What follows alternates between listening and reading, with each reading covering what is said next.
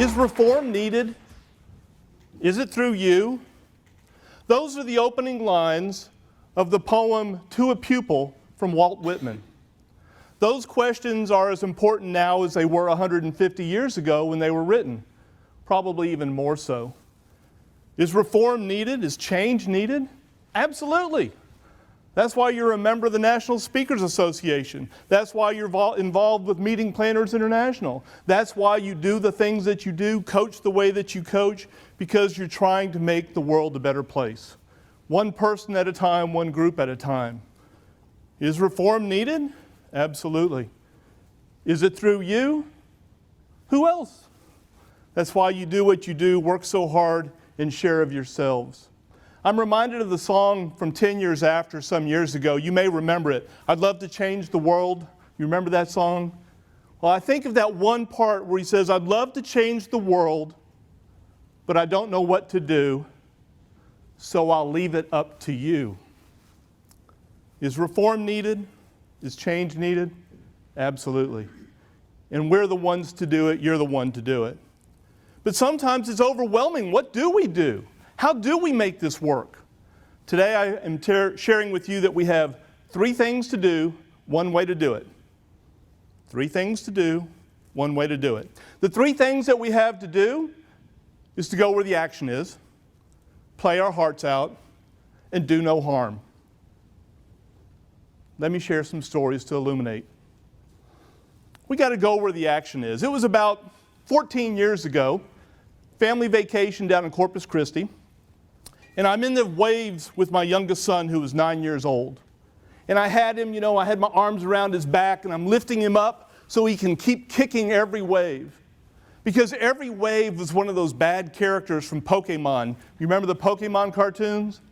Well, he knew all the characters, good and bad, good and evil.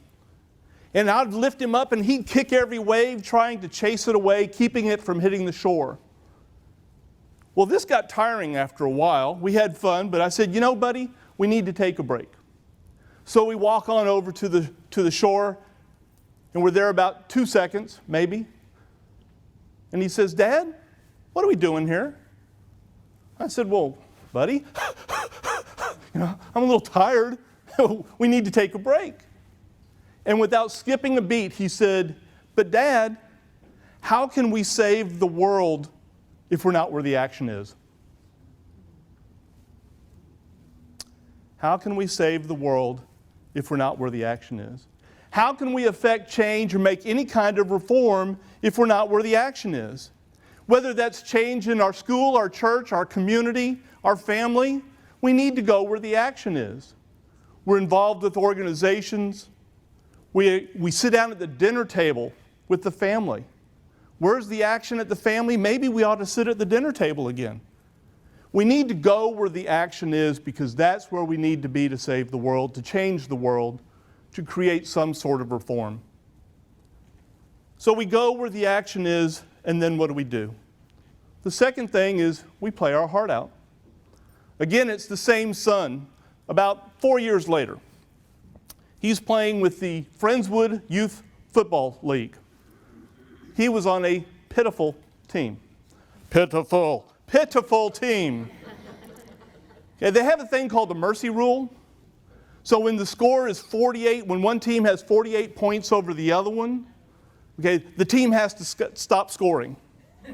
Okay? Cameron's team played 8 games that season, and out of the 8 games, 8 times the mercy rule was enforced. Oh, yeah. I did say pitiful, didn't I? Okay. They were pitiful. Well, in that environment of being beat up every season, every game, every quarter, every play, Cameron's team actually ended up in a strong defensive posture. Not for long, but they were. And something very important happened. The opposing team was at the 5-yard line, and they ran a play up the middle on first down. They scored about a yard. Cameron's team was talking to each other. You could hear them kind of maybe helping each other, kind of maybe pointing fingers a little bit. Then on the second play, 2 yards more gained, and the players start snarking at each other. They're not exactly boosting each other up. The third play, they move another yard, and then the players are tearing each other apart. You should have blocked. You should have tackled. You should have done this. You should have done that.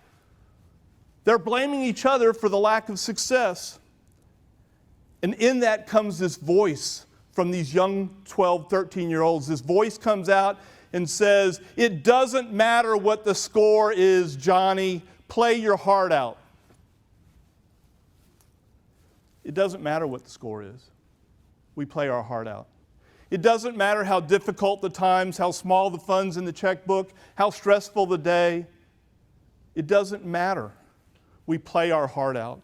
We speak our heart out, create our heart out, cook our heart out, love our heart out. Because when we go where the action is, we have to give it everything we've got, and we play our heart out. Within that time of going where the action is and giving everything that we've got, sometimes we get blinders on and we don't notice our effect on other people, which gets to the third item, which is do no harm.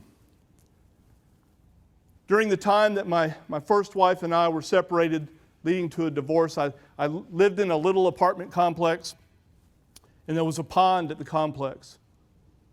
I like to go to the pond and fish a little bit, collect my thoughts, sometimes get supper. And so on one day I was out there fishing. It was me and my little white bucket, or big white bucket. I'm an optimist. Okay. And so I'm fishing, and I catch a nice catfish, about 3 pounds, good fillet size, good meal for a grown boy. But after a while of fishing, I was ready to go back, and he was the only fish that I had. So I threw him back. So I walked back to the apartment, and on the lower step of the stairway was one of my neighbors. And I've got my big white bucket and my fishing pole, and the neighbor says, "Hey, you been fishing?" Yeah. I was dewberry picking. No, yeah, I've been fishing. And he said, "Did you catch anything?" I said, "Yeah, a really nice catfish, good for supper." He said, "Let me see." I said, "Okay." So I took the white bucket and tipped it over, and he looked in, and there's nothing there. He said, "I thought you caught a fish." I said, "I did. But I figured if that was the only stupid thing he did today, he didn't deserve to die for it."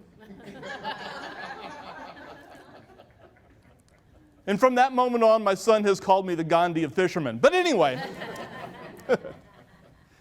the point is that people are going to do stupid things. We work with them and we encounter them and we think, what are they thinking? But they don't deserve to die for it. We should not kill their spirit, kill their flame, kill their ambition, kill their self-confidence, kill their creativity, kill their sense of morale just because they did something stupid. We try and help them grow, try and help them improve. That's part of changing the world too. But we don't kill them for their stupid mistakes. So those are the 3 things that we do. Is reform needed? Is it through you? Absolutely. Go where the action is. Play your heart out. Do no harm. Now, how do we do it? There's one way to do it. And that one way to do it is with every fiber of your being, of who you are. The experiences that you've led, the knowledge that you've built up, your personality, your character, your sense of humor, everything that makes you who you are, that's the way you do it. And with that, I return to Walt Whitman, who started this presentation. This poem is my wish for you, my call to action for you, and my hope for you.